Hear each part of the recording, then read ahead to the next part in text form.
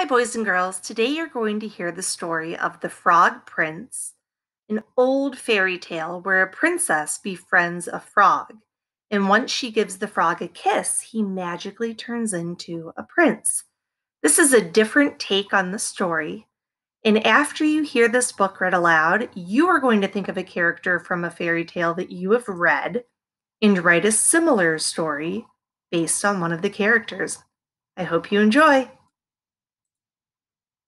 Kiss Me, I'm a Prince by Heather McLeod. Once upon a time, if you kiss me, I'll turn into a prince. But Ella didn't kiss him. Actually, I'm a prince already. I only look like a frog because my fairy godmother turned me into one, explained the frog. She said it'll do me good somehow. Anyway, go ahead, kiss me. And he puckered up his wide froggy lips and squeezed shut his big froggy eyes. Ella picked him up. Then she put him in her pocket and walked away. Boing, boing, boing in her pocket. Hey, hey, yelled the frog.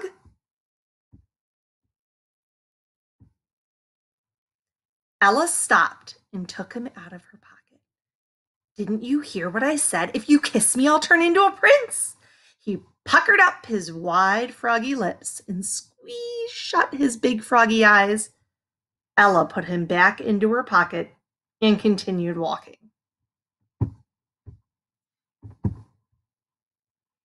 Boing, boing, boing went her pocket. Hey, hey, hey, yelled the frog.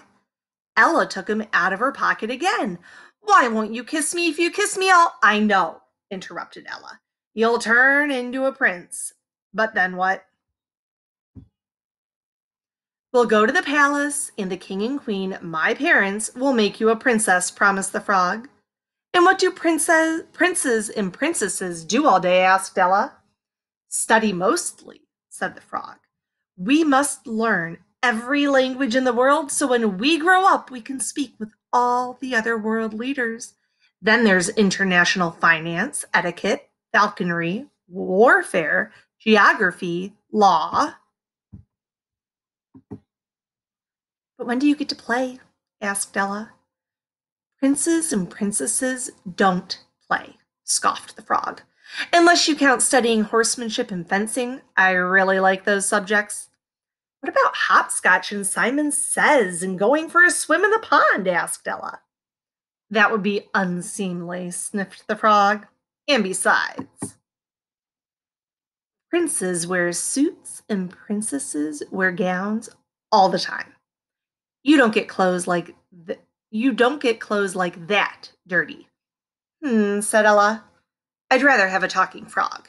And she put him back into her pocket and walked all the way home. Is your frog okay? He looks like he sucked on a lemon. Does he have enough flies to eat? First, the frog tried to get someone to kiss him.